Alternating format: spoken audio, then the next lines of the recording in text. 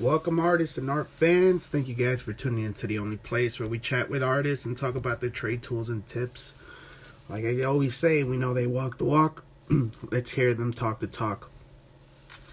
Uh, this is episode number 40, the Big 4-0, and you guys are on chatting with Thalo. Yes, Thalo. There he is.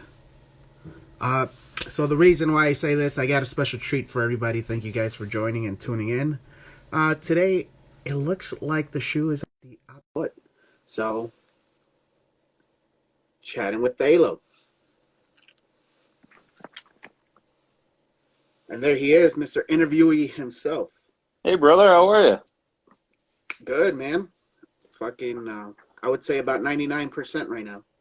Well, considering the situation, that's not a bad deal. We are flipping the script today. Mr. The real Zim Zimma is going to be sitting back, and I am going to be doing the interviews. Oh, man, So that's for weird. for all those people wondering out there, what is he like? What are his thoughts? Well, you're going to find out today. We're going to start this. I'm a big believer in Stan Lee. Every comic book is somebody's first. So I know a lot of people know about you from watching all the episodes, but we're going to go back and we're going to chop it up as this is the first time you've ever been talked to. All right? Man, I'm a very shy guy. I'm very camera shy. Yeah, sure you are. Mr. I'm online all the time.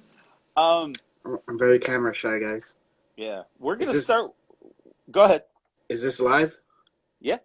Yeah, all of a sudden you're nervous. That actually would be funny if you like clammed up and like gave me yes and no answers the whole time. Yeah, sure. I think that's what it is. Yeah, sure. All right. So we're gonna hit it for all those people that don't know. Where do you come from? What's your background? Could I have that question in Spanish, please? No hablo español. So, I am from Chicago right now. I'm 34, so almost about 20 something years I lived in Cicero, Illinois. It's a little, one of the first suburbs west of Chicago. Mm-hmm. I was actually born in Chicago. Uh, the whole Pilsen area, if anybody from Illinois, Chicago's familiar. So I lived there when I was 10, until I was 10. My parents saw that, there was a lot of gangs and stuff, and we were already starting talking to these people. So my dad's like, nope, let's get the hell out of here, and I've been here ever since, man. Cool. Yeah, it's I was born in Chicago myself, Cook County Hospital. So back in the day. Cool. Now tell us the origin of your name, because I know your name's not Zim, but where did you come up with the real Zim Zimma? Where did that come from? So you want the easy question, or do you want the whole shebang? Tell us what you want to tell us. What do you feel like telling us? All right. So, a couple things before I answer that. Okay. First off, actually no, let's start from there. So Okay. when I was in high school, I used to do a lot of b-boying, break dancing and stuff, and I was part of Hmm. like hip hop crew. I eventually ended up, becoming a graffiti artist for a few years, and all while break dancing and everything as well. So I dabbled in it. Hmm. Uh, And as a graffiti artist coming up, if you guys are in the know, then you guys know that your first name that you go and tag up, it's not going to be your last. So towards the end of my career, once I solidified, like, I guess, my style in tagging and whatnot, Hmm. I came up with a name, which is Zemer.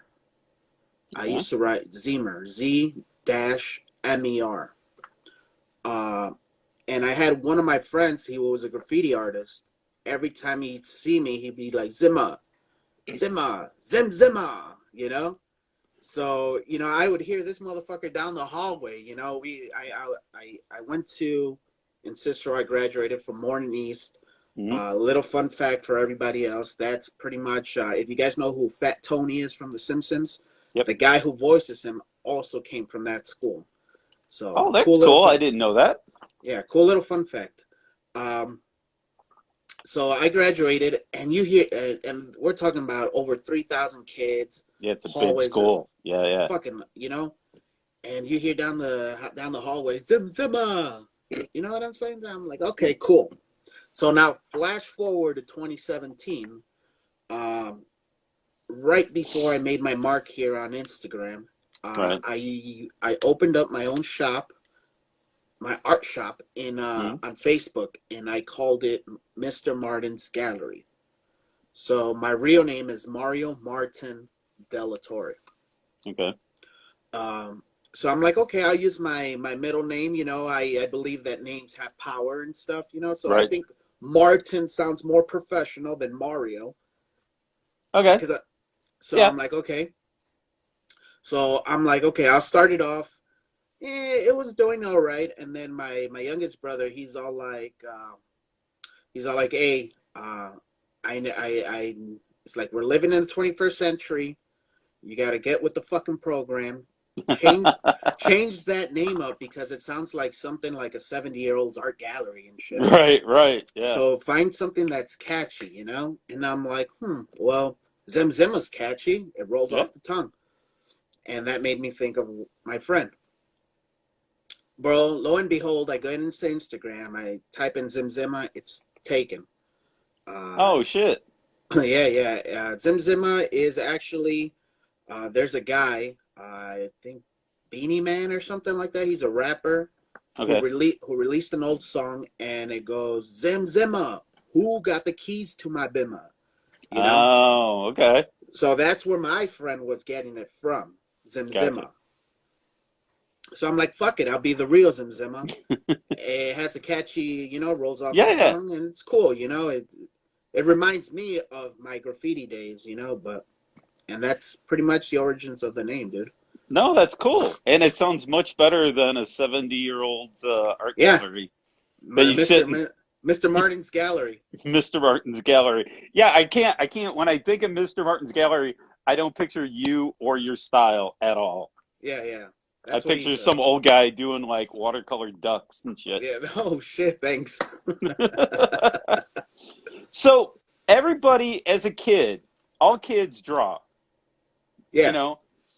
But what was the point you went from, hey, I'm leaping to an artist. I'm an artist.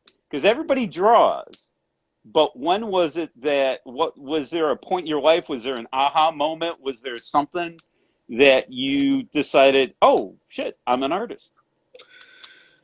Huh. So that being said, I from doing my interviews and just doing research, just growing up, um, I always figured, what makes you an artist? When are you officially an artist? Right. And the number one answer I get is if you're selling your art, you're a fucking artist. You know what I mean? Okay. So, So the first time you sold a piece, is that when you felt like a real artist? yes and no. Okay. I when I was starting up, when I first started, I used to draw and doodle like Looney Tunes characters. Hmm. I would put up 2, 3 pages in a notebook. I would cut them out, a Tweety Bird, a Sylvester, whatever. And girls at this time, this shit was really popular. So girls would love, the Tasmania Devil on my notebook. And I used to charge about 50 cents for every time I did it. This was There you go. sixth, seventh grade, dude. Making that money back then. Yeah, yeah. So I mean, it's just practice. For me, it was all practice. The real point where you're talking about, I remember it like the back of my day, man. We were in, so I was in high school, and I had a art teacher, Mr. Salerno. Hmm. He was fucking cool, man. I would, since I was always very artsy and very creative, I would always finish these projects like, we have 2 weeks. Second day, I'm done. You Right. know. And he's like, well, fuck it, find something creative to do. Find, fucking use my paints. Right. Go crazy. Cool. I did that. I ended up doing this crazy ass Venom. It was just a headshot, but his tongue was everywhere, all Oh, over the that's dope. canvas. Yeah. Yeah, yeah. And he's like, all right, cool, whatever. And he ended up putting that outside on the hallway by his class. So as the kids are, everyone's going out, they could see everyone's projects and artwork. And some kids are like, man, that shit's dope. And I'm like, oh yeah, man, I did that. He's like, dope. How much you want for it? I'm like, what? I was like, fuck it, $20. Yeah. He's like, yeah, bro, here. He took it out. Boom, there it is. 20 There you bucks. go. Yeah. It art shouldn't be about sales, but I can't lie, it really validates when somebody's willing to pay their hard-earned money for something you created. That, I mean, that's a feel good for an artist, and it allows you to keep creating. I think that, I think I didn't have it as a young age as you did. I didn't sell till later on, but I think that's cool. I mean, that really does help artists. It's not the only thing. You shouldn't be only thinking about selling, but it really does validate you and kind of help you along, especially when you're young. It's like, oh yeah, I'm gonna keep doing this. Now, Yeah, yeah. who were your biggest influences? I know you've got some relatives that are really good artists, and I don't know about that. So, oh, no, I'm just joking. I'm just joking. So, but yeah, who were some of your influences growing up? Whether they're family or famous artists or what? so, all right. For starters, I mean, this was like a Spider-Man that I used to draw when I was a shorty. Yeah, It looked like a little waffle more than yeah. anything. Oh yeah, that's how you start. And that's how I started, man. So, definitely keep on practicing. It makes perfect. Um, coming up, coming up as a young kid. Uh, if you guys don't know, Delatorre Comics, Juan is his real name. He was always an artist. He's a little older than I am. I think 3 or 4 years older. Hmm. So him and my older brother would always like just chill together, and they're cousins. The older ones chill with the Yeah, oldest ones and stuff like that. So you look up to him. Yeah. yeah, yeah, definitely. So I mean, he would always draw Spider-Man and you name it. You know what I mean? Batman, Bruce Lee. Um, and every time I go to his house, man, I would just be like, holy shit! Just look at his room, see the newest shit. Hey, what are you drawing today? What are you working on? So he was probably my number one influencer as That's great. growing up, dude. Yeah, Uh, it's great you had somebody in the family that you could talk to, not like a Stan, a Kirby or Jim Lee, where yeah they're great, but I'll never meet them. You got to grow up with somebody and you could talk to them about art and stuff like that. I think that's really dope. Yeah, and when it first started, it was mainly from like a distance. It was like, Hmm. oh, okay, he draws. I have a cousin who draws, and it's cool. I love seeing his work. So I would always try to be like, oh, well, he did this. I could let me try to do it too. You know, and slowly but surely, that's how I progressed from Looney Tunes to coming in and doing a Spider Man or an X Men or whatever it is. Hmm. When it comes down to professional works, I mean, I was born in 85, so by the time I was in the 90s, 91, 92, that's when uh, Jim Lee was doing the X-Men. Hmm. Uh, I think Todd McFarlane had just made a name for himself, and like Spawn was coming out, Yeah, that was the Image comic era of Yeah. Rob Liefeld, Jim Lee, all those guys. Yeah, that was a really not the golden age, but that made a lot of comic book artists rock stars. So, I mean, hold on. Let me just move this really quick. So, during this whole time, I mean, I think these guys were pretty much what influenced me as an artist coming up. It was during that whole image thing. Hmm. Right now, what I'm trying to get out is something that I was heavily into. If for anybody's into comic books and an artist, then they got to know about these. Oh wow! So these is something that before the internet, people, Yeah, yeah, you know, because this shit is. I'm older than the internet, yeah. sort of. You know, I mean, No, I feel you. if you really want to go back into like the '60s and '70s, but Yeah, yeah, whatever. So Wizard was a magazine monthly, yeah. Hmm. and it would have all sorts of, they would have interviews with people, Yeah, and they would totally. talk about the latest and greatest. Yeah, yeah. Bruce is like, I bought them for the cover. They had casting, so I had a bunch of cool shit in here, man. And this was like right here, one of my favorite artists, Alex Ross. Oh, yeah. They have a nice little interview with him, and they talk about his process and whatnot. So this was very big, and I got this usually about the time when I sold that Venom piece, in my high school years. But going back to Image, Hmm. that group right there is pretty much my genesis for professional artists and stuff like that. That's great. I mean, and I think that group inspired a lot of young artists because they really took it to the next level. I mean, Todd McFarlane's Spider-Man's. I still do my webbing after watching Todd McFarlane do his webbing. Like, this is how, just make it look cooler. That was always his thing. It's like everybody did it this way. I just did it, but I made it look cooler. So yeah, I think a lot of people were inspired by that group. And also, let me just a quick little fun fact. If you guys ever notice when I draw Spider-Man and his webbings, Mhm. my reference for his webbings always somehow go back to the Todd McFarlane. Yeah, You know, %. Yeah. the whole spaghetti style, and yeah. No, I So agree. I think he really brought a lot of people into the game. Um, now speaking of game, let's transition into art as a business because this is something we do.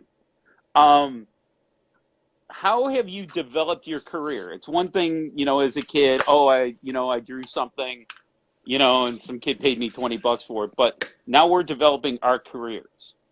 How are you going about developing your career as an artist beyond just, hey, I did some sketches when, you're taking it seriously. I watch you, you grind all the time. How would you say you're developing your career? so something something that I took upon myself when I first started here on Instagram was during my whole, first starting off years and stuff, I would pretty much draw stuff straight from the comics, Hmm. Uh, I like this Wolverine. I'd fucking draw Wolverine. Right. You know what I mean? Hmm. Now that we have, the whole internet and the whole world on our fingertips, um, the last thing I want to do is present somebody else's art as my own, Right. you know? And, people do that all the time. Right. I'm not knocking them, but this is my personal preference. So I Hmm. decided that anything I post is going to be, I wouldn't say characters because none of these characters are mine. I'm a fan Right. artist. Hmm. Uh, but it is my, there's no, nobody else drew it before I did, Right. I'm the type of artist who uses a lot of reference, as Hmm. far as like getting the anatomy right and stuff like that, or trying to at least. Um, and eventually that's pretty much my little forte to how I take this shit seriously. It's I try to produce something that hasn't been done out there.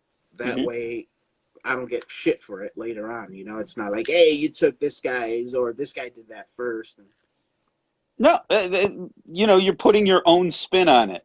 I mean, people have been drawing. I mean,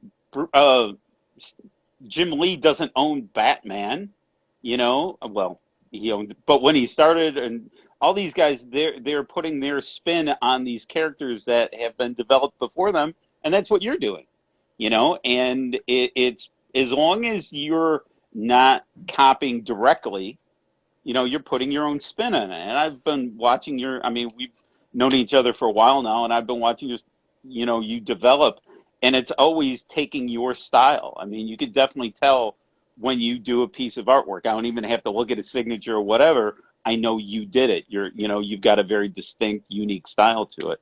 Now, how do you go out and seek opportunities? I mean, you started your channel chatting with Zim, but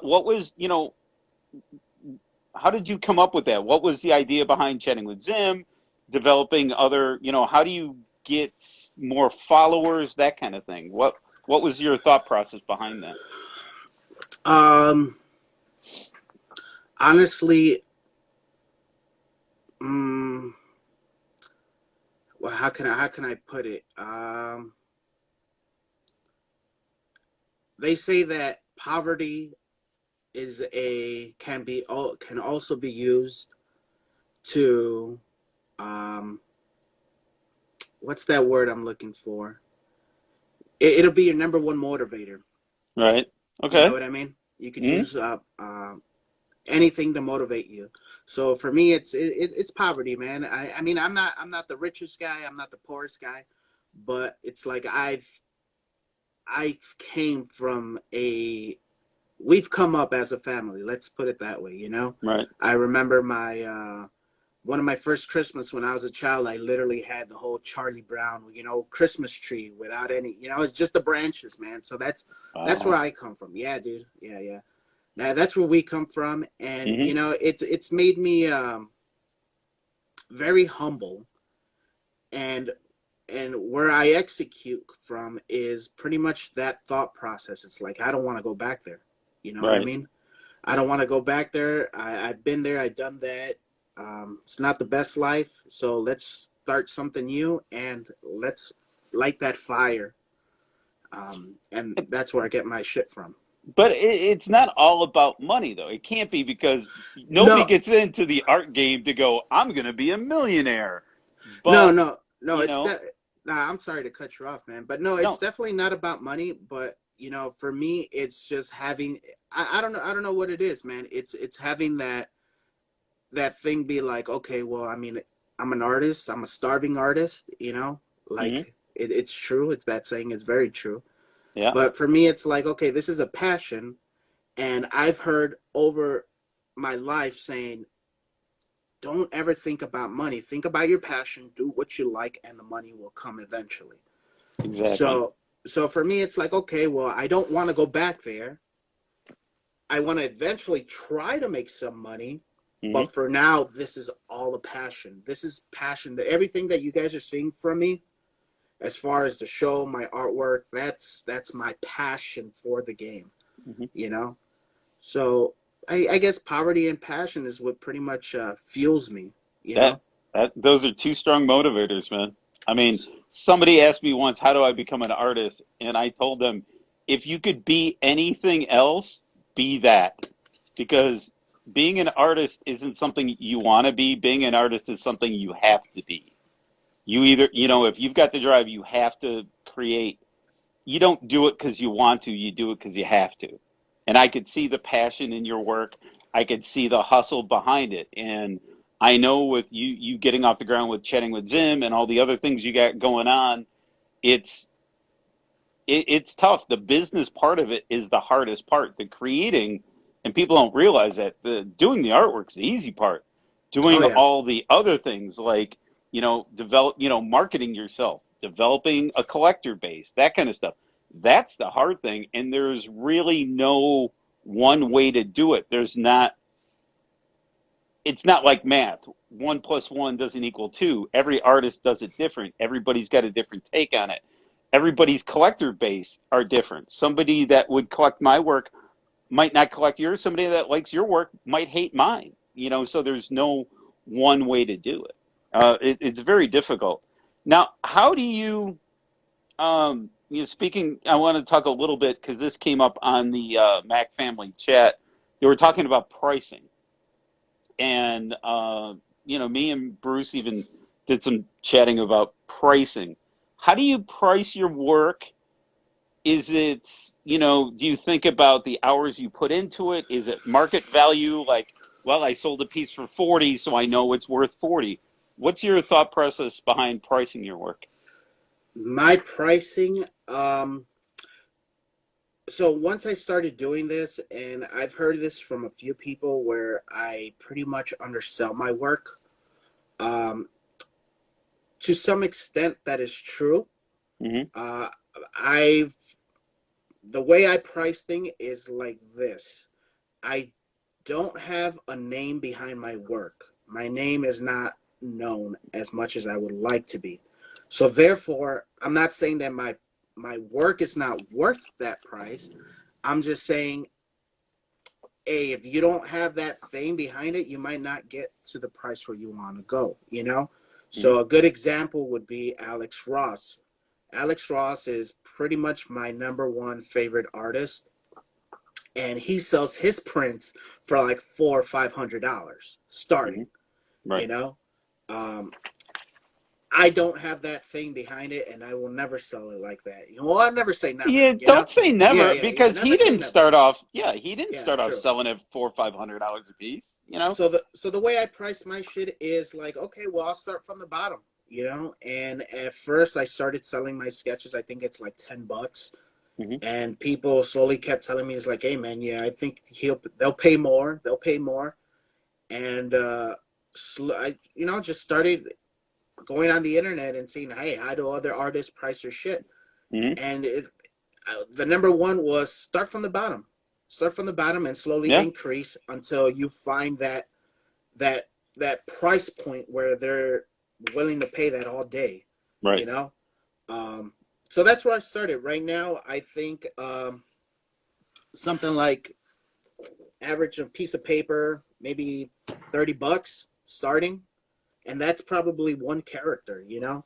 Hmm. Um, a headshot, maybe $25 for a headshot, Hmm. 30 bucks for the whole damn figure, and then we work from there. And that's just drawing. If you want paintings, my paintings, I started paintings at $20.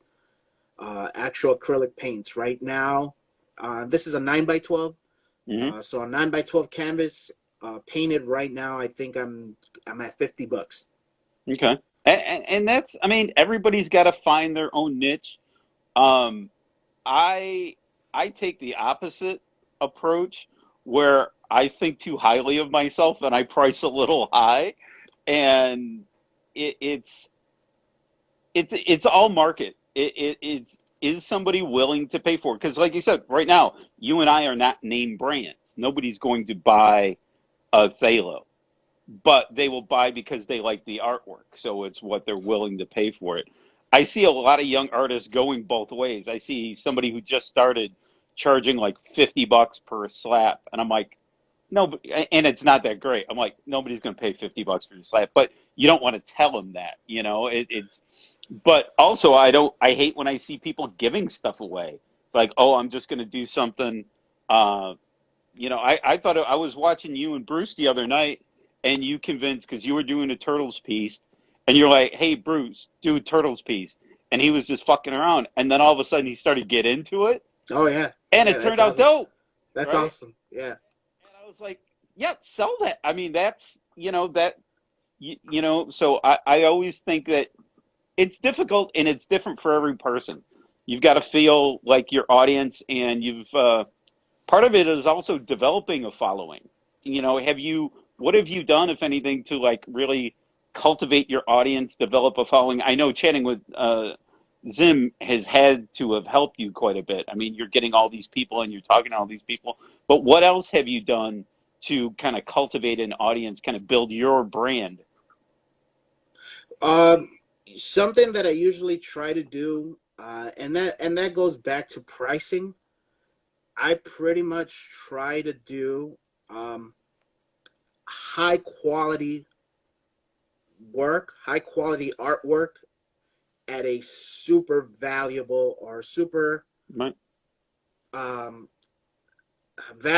a super value, I guess, in price wise. So high right. quality work at an affordable price. There you go. That's that's my thing. Oh, You want some high quality shit, you're gonna buy a Zim piece because Zim hmm. piece is not. It's cheap for what it is. You might as well get it now while it's hot. because Right. eventually once my name does blow up, that shit's gonna skyrocket. Right. So that's what I am. I'm a high quality, affordable price. That's how I market my shit. I don't say it, but when you No, see it and but you buy yeah, it, you definitely know it's high quality. I've been trying to school people for years that it's a privilege to buy artwork from a real artist. It's not a right. It's not just because you got money doesn't mean. I hate when people try to beat you up. I had to block a guy recently because he was trying to beat me up on a price. I am not into it. It's a privilege. You get to buy from an artist. Now we appreciate it. It helps us move on, but people have to realize that you're getting an original Zim. That means something. You're not going to Walmart and buying a picture, those pre-framed Yeah, prints, whatever. You're buying an original piece of artwork that somebody's done. You're buying original Zim. That means something. Maybe your name isn't huge today, but like you said, 6 months from now, a year from now, your brand is going to blow up. Everybody's brand is increasing. You grind all the time. I see you working all the time.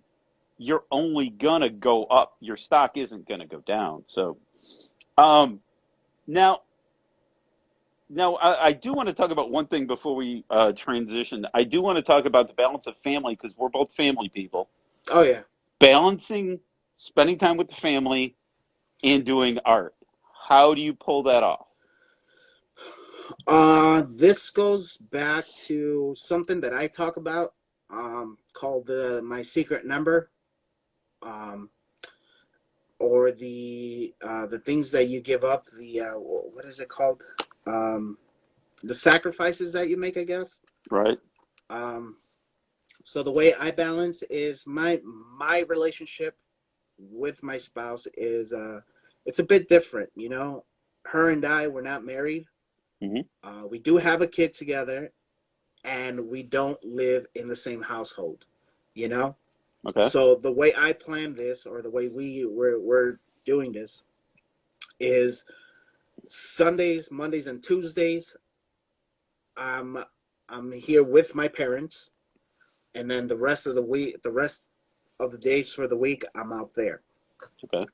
So my balance is, you guys are not gonna find me drawing or doing some sort of lives from Wednesdays to Saturdays. If you do, it's probably because I'm not chilling with them because they had to do something or Right. something like that.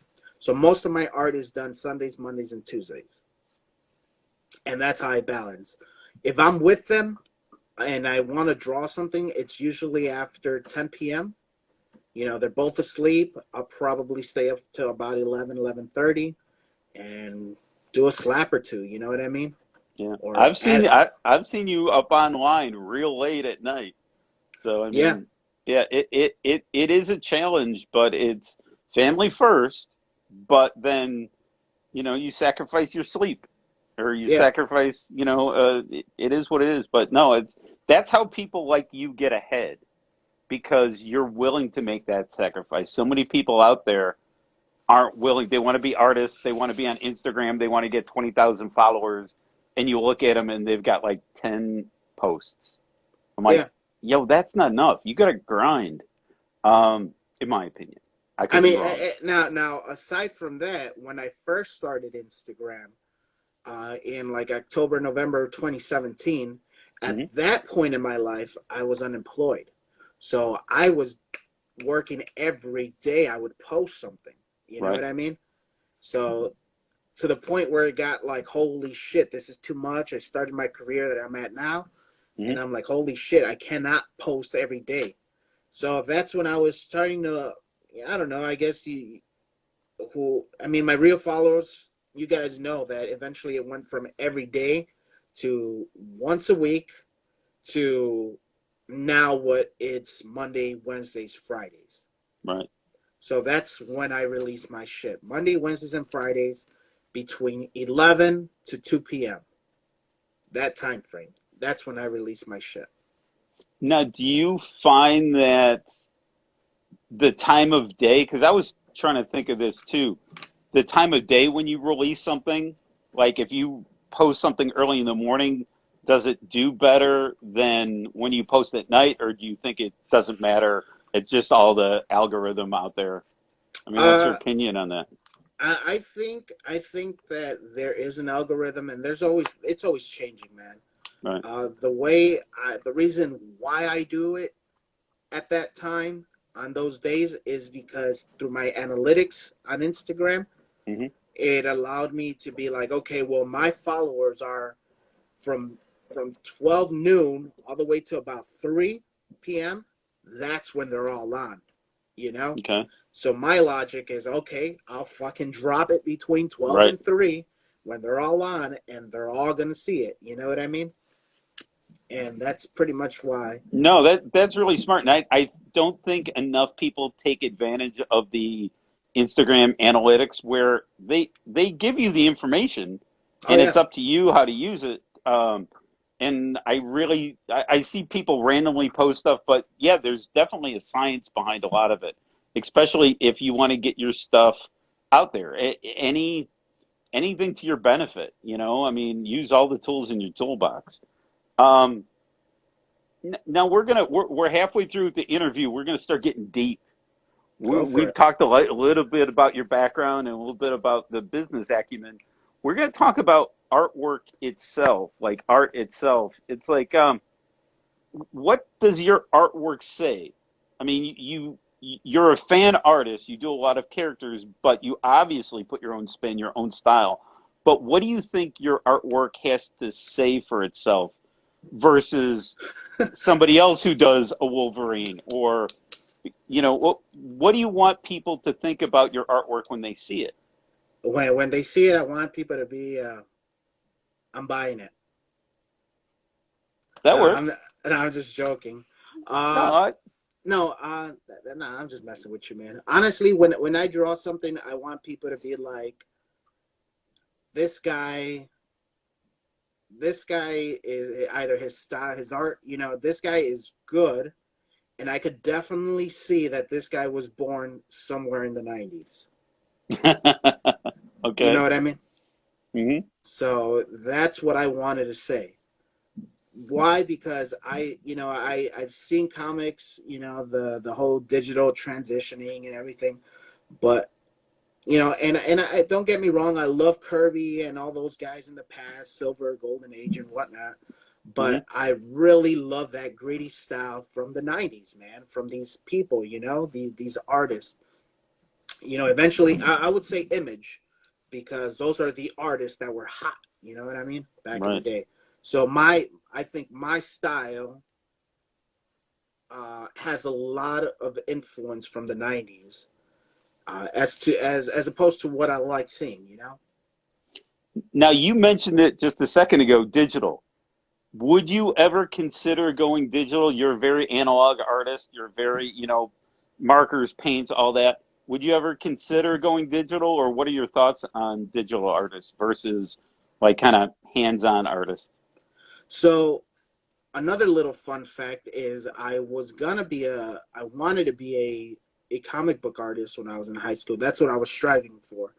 But Hmm. during this time, this is when the whole transition from physical to digital was going on, not just in comics, but in newspapers, Hmm. magazines, stuff like that. And I'm like, okay, well, this is going to be a fucking dying industry.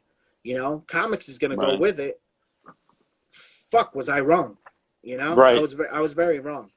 Um, Now going forward it once again, to about a year or two ago, I did start going into digital, Okay. but my little girl ended up knowing about YouTube, and she ended up confiscating my fucking tablet.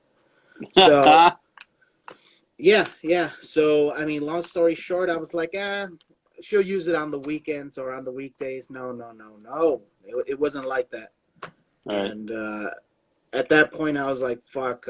I'll just stick to traditional for now. I find that the reason for it was just because the feel of the stylus and the pen, it felt a little weird. Um, but I do want to get back on it. I Mhm. hopefully want to buy a tablet sometime this year as well. So. Cool. Cool. Yeah. I mean, the way I look at it, it's a tool. It's like a Hmm. brush, or your art will still come through. If you went digital tomorrow, you would still create Zim's pieces. I mean, you'd be able, like, I could look at your work now and go, yeah, he did that. If you went digital, same thing. I would, there's no way to hide your style, but it's just like today I heard Copic markers are running out. I don't know if they shut down the factory or Oh what, shit. but a lot of people are like reaching out. I was looking on Instagram today. People are like, "Hey, where can I get refills?" Um, so that might be in this day and age, that might be an option because think of all the money you spend on markers, paints, brushes, whatever. You buy an iPad and you buy Procreate for $10. That's all you need to buy. So it's something to think about for the future, definitely. Yeah, and don't get me wrong. As an artist, I recommend this going digital to all the artists. Hmm. At least dabble with it. You know what I mean?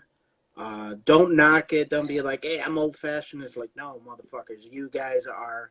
We're moving quickly into the 20. We're here, but Right. it's like this shit is fast paced. So you guys want to go ahead. You guys want to elevate your game a little bit. Maybe go the whole working force route with art. Definitely go digital. You know what I mean? Hmm. Don't spend all your day there, but definitely take a nice swim here and there every day. Yeah, Uh, I agree with you. I agree. I might be dipping my foot in the digital pool soon, just to see how I do. yeah. What now we're gonna get in some what trends in art right now that you see make you angry? Like you're on Instagram a lot, you see a lot of other people's work. What stuff do you like? What stuff you don't like? Now, I'm baiting you because I know some of the answers to this, but what do you see out there that you're like really gets under your skin when you see it? Okay. Where do I begin? For starters, all right. For starters, I hate fucking beautiful women artists. Um, and I'm just just fucking with some of you because I do follow some of you, but there are those artists that I hate are the type who okay, they're female artists. Right. They That's the baby mama calling. They do great work, but they have 30,000 followers. 60 to 70% of their fucking Instagram page is full of their titties popping out or them in bikinis. You know what I'm Right. saying? And it's like, listen, Yep. lady, you don't have to do that. I understand it, and Right. I'm not gonna lie. If I had a phenomenal body like that, as a male, I'd probably fucking flash my six packs. You know what I'm saying? Try it, man. Next piece But you do a shirt off piece. Hold. yeah, no, that's definitely gonna. I'm definitely gonna see my viewers all fucking just run away and shit. But I mean that's one that I hate. It's like especially when their work is mediocre. You know what I Hmm. mean? That fucking drives me nuts. Hey, But yet, sex sells, man. exactly. So I can't be mad at them for that. But it does bug me. It's like, come on, man. No. It's like, What uh, what else out there kind of grinds you? another thing is I'm not a fan of like let's go ahead and say it. People that trace a lot. People that Hmm. trace, turn around and sell their work, sell somebody else's work as their own, and profit from it. Not only do I not find it cool that you're stealing from somebody else, it's like fucking ripping somebody else's pizza off of their fucking hand and eating it.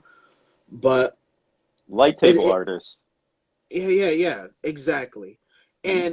And I had this conversation with a lot of artists as well on the show where it's like it's okay to trace. If you want to get somebody's either figure or somebody's characteristics from a face, Hmm. trace the nose or whatever. But when you come back to it, maybe apply the colors on your own. Right. That's cool, you know. but don't go ahead and trace it fully and then be like, okay, well, I'm done and this is it, $100. Yeah. You No, know what I mean? I see a lot of that out there where it's like, man, I've seen this exact image before, but then they'll put their name really big on it. I'm like, wow, And that's and tough. and if you are gonna trace, and if you are gonna see somebody else's work, make sure it's at least acceptable. Don't give me a watered down version of it. Right. You know what I mean? Especially if you're a tracer. Now, like I said, I don't hate on tracing. Hmm. I think it's a good tool to have, but it's not one that you have to write on all the time. Hmm. Um, Now, yeah, because I've had people send me my work. Like they'll take one of my drawings and then do a drawing of it, but normally they're younger artists. They're like little kids or something. And I think to me that's an honor. But when somebody I see like somebody do an exact copy of a Jim Lee Batman and then put their name on it, I'm like, yo, everybody knows that's Jim Lee, or everybody knows that's McFarlane or whatever. I mean, I do characters all the time as well, but I try to put my own spin on it. That bothers me as well. And there was somebody we both knew a little while ago that would just trace all the time, and I was just like, I could never understand why people were like liking his work, and I was like, the guy just traces stuff, but yeah, you yeah, know, it is what it is. and not only that, now that you mentioned like Jim Lee, I know there's other artists out there who their entire style looks like specifically like Jim Lee, Hmm. and this person gets called out all the time for it, but he doesn't give a fuck. Yeah, So for me, it's like eventually I stopped following him. I yeah, mean, he has like 10,000 people, but I don't want to be part of that. You know what I mean? It's like, dude, you're obviously. I mean, it's cool that Jim Lee's your favorite artist, but yeah. there's that fine line. You know what I mean? Just follow DC fan page or follow Jim Lee. Don't follow that guy. Yeah, I mean Yeah. that is the one thing with the great thing about Instagram is just block people or unfollow them or whatever. I mean, you've got the right to do that. Um, Now, because I want to stay on track, what advice would you give the 18-year-old Zim? What would you, knowing what you know now, what would you tell that person? Uh, I would tell him to 18-year-old Zen, man. That's me out of high school. I would tell him to get into digital. Definitely try it, get a hang of it, and then once you got a hang of it, then after once you could be like, hey, I'm an artist. I do both digital and traditional. Once you could say that, uh, at least to my 18-year-old self, then I would tell him go go and make a name for yourself now rather than later. Hmm. Um, Aside from that, I would also tell them to just put more time into it, man. More time Yeah, and effort, uh, and come up with original characters if possible. You know, yeah, uh, it doesn't have to be a comic book, but have some original characters. So 100%. Yeah, I'm trying that myself. I'm doing some, trying to come up with some original characters too. No, that's really good advice. That's really good advice. So all you youngins out there that are just getting into the game, heed what Zim is saying. yeah, definitely, Um, definitely do traditional and digital. yep. All right, so we've got like 10 more minutes. Got a couple more questions. Go for it. Um, what are your plans for the future for your artwork short term, like in the next few months, and then long term? Where do you want to be at 5, 10 years from now? 5, 10 years from now, I want to have at least a nice series of original characters, original content. Because of chatting with Zim, I had to put a collaboration between myself and my youngest brother Nooses. We put our own comic book to the side. More Hmm. so I did, just because the time. There's only a certain amount of hours in a day. So I want to get back to that. Um, Short term, I want to. To be honest with you, I don't know. I just want to be able to create. Yeah, Create what I want, as opposed to taking commissions and being like, oh well, let me do that, let me do that. Um, it's been a nice change of pace for me. Not, this Corona is almost like a blessing in disguise, right, because it's like, okay, well, all artwork, um, everything's on pause. I'm not taking any right. commissions. I'm not shipping anything out. Whatever I draw, if you guys like it, that's what you guys are gonna buy. Yeah, If you guys don't, then cool. Thank you. Thanks yeah. for looking. No, it's very freeing because it allows you, because sales are, I mean, I've seen sales dip on my side since this whole thing, but it allows you to experiment and do different things, stuff you normally wouldn't do. Yeah, the turtle piece, that turned out dope. I mean, I've been watching you paint that for a while, so, Yeah, yeah, no, it's really cool, and it's giving you an opportunity to do stuff like that. And when exactly, this is all over, you are going to have a great catalog of work to sell. Once people start, getting back to work and kind of back to normal, people start buying more. You're going to have a great catalog for people to go through and purchase, and your experimental stuff. It's really great. Now, what do you like? Is there an artist out there that you would like to collab with? What are your opinions on collaborations? I think collaborations, as far as being on Instagram, I think collaborations are one of the best ways to get your name out there Hmm. quickly. Um, Definitely, you know, obviously get to know the person before you collaborate with them. I've done a couple with, I think you're on the list. Hmm. Oh, I've thank you. done some with Delatorre Comics. Hmm. I've done some with Two Turn Kurt.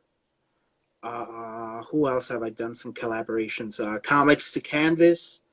I done collaborations with him. Um, if I could do something right now, um, I had Armando Ramirez. He was one. Yeah, He's he a was on your guest I had. show. Yeah, I Yeah, remember him. Yeah. his stuff is really awesome. It'd be cool to do something with him. Either it'd be coloring a piece or something, because I don't, I not only do I draw, but I ink and color. Hmm. So something with him. Also, my battle piece I did with versus Mike Ramirez. Hmm. Uh, he's a cool guy. Yeah. Entones, E-tones. E-Tone. Yeah. That guy's, Uh, yeah, he's real good too. I follow him, and he's always doing really good work. those two guys are up my alley, as far as like um, artists, artistically. You know what I'm saying? It'd be Hmm. cool to do something with them. Uh, and they're more on that graffiti side. You know what I mean? Yeah. So that's just a couple to name. No, that's really great. I know a lot of those artists you mentioned. I think your style and their style would blend together really well. Yeah, And yeah, I think I've so got too. something that you and I are going to be working on. I did those jokers, and I'm going to be sending you one of those jokers. And I kind of put that on pause for a little while just because it was right before Corona hit. And but I'm going to pick that up again. I've got all this stuff out, so I'm going to be reaching out to certain people, and you're one of them that I'm going to send one of my jokers, and then you put something next to it because it's always a challenge when you collaborate with somebody because like especially because I do mainly slaps. It's hard, and I figured out a way to do it, but it took me a while because people were saying let's collaborate. I'm like, how would that even work? Yeah, yeah. Um, and I got burned on a collaboration with the gentleman from my Miami that we used to know. So Oh, I okay. yeah, I sent him some stuff, and yeah, that's a discussion for another time. But Yeah, all right, yeah. Long story short, that was very unfortunate, man. I it happens though. it does. I mean, when we are lucky that we only had like one or two bad people, and they're gone now. I mean, I would say the group that we're in, shout out to Mac family, everybody's Word. super supportive, everybody's respectful, everybody is, people, we're all about in the same level, we're all starting out, and it's really great to to be supportive and to get support from people and show stuff. I'll throw my whips up on. So, I'm really happy. And thanks. I mean, you were the one who invited me in, so I really appreciate that. You and Bruce reached out to me and said, hey, you want to jump into this? So you guys are the godfathers of the crew. All right. Yeah, So I give go that to ahead. Bruce, though, man. Yeah. Long story short, I give that to Bruce. That was his idea. One of the first interviews I did with him, and he thought of it. I just pretty much helped him and guided him, and try to be here, keep peace and shit. Yeah. Sometimes. Yeah. I remember the council we had. All right. So real quick, we've got 4 minutes left. There was a guy. There was a TV show back in the day called Inside the Actor's Studio. This guy, James Lipton, at the end of every interview, he would give out 10 kind of rapid fire questions, not long term, like Coke or Pepsi kind of questions. What do you like? He stole it from somebody else, a French dude, Bernard Pevon, and he customized it. So I took what they did and I customized it to me. So I'm going to give you 10 questions, kind of rapid fire. All right, go for it. All right, number 1. What song instantly makes you happy? Come and Get Your Love by Redbone. Awesome. For all you guys that don't know, that's the Guardians of the Galaxy song. Yep. That he's hearing all the time. That's his go-to song. So that's it right there. Awesome. What kind of music, because I know you love music, what kind of music do you hate? Like, what is the worst thing that we could put on to be Mumble around? rap. Really? Yeah, mumble rap. Okay. Pencils. Wooden pencils or mechanical pencils? Mechanical. Me too. All right, this is a local thing. Favorite pizza place? Oh, Jesus Christ. That's pizza's my favorite food. Favorite pizza place you go to? Got to name one, quick. Chelly's Pizza in Cicero, Illinois. Outstanding. Marvel or DC? Both as much. If I had to give it, Marvel. Copic markers, worth the cost or overrated? Worth the cost. What is your favorite swear word? Fuck. What profession other than artist would you like to attempt? If you couldn't be an artist, what would you like to do? I don't know. A lot of people tell me I would make a good teacher, so maybe that. What profession would you hate doing? What would be the worst thing for you to do? Worst thing for me to do, anything that involves me being on my hands and knees all day. So a mechanic, maybe. Okay. All right. Last question. That's all I have. Then you can wrap it up. If heaven exists, what would you like God? What would you like God to say to you when you arrive at the pearly gates?